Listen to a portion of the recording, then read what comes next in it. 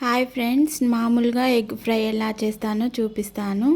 దానికోసం 4 గుడ్లు, 3 ఉల్లిగడ్డలు, కొంచెం కారం, పచ్చికారం, కొన్ని ఎల్లిపాయలు, కొంచెం కరివేపాకు తీసుకున్నాను. పెనం వేడెక్కిన తర్వాత ఆయిల్ పోసుకున్నాను. ఆయిల్ పోసి జీలకర్ర వేసుకున్నాను. ఎల్లిపాయలు వేసుకున్న తర్వాత పచ్చికాయలు వేసుకున్నాను. పచ్చికాయలు వేసుకునే ముందు కరివేపాకు వేసుకున్నాను ఫ్రెండ్స్. తర్వాత ఉల్లిగడ్డలు వేసేసాను. అవి బాగా ఎర్రగా అయ్యేంత వరకు వేపుకున్నాను. దాని తర్వాత పసుపు వేసుకొని బాగా కలుపుకున్న తర్వాత 4 కోడిగుడ్లు కొట్టేసాను ఫ్రెండ్స్. కలపకుండా అలాగే కొద్దిసేపు ఉంచి చిన్నగా కలిపాను. చిన్నగా కలపాలి ఫ్రెండ్స్.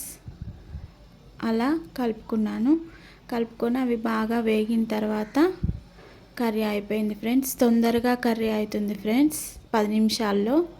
చాలా బాగుంటుంది, ట్రై చేయండి ఫ్రెండ్స్. Thank you, bye.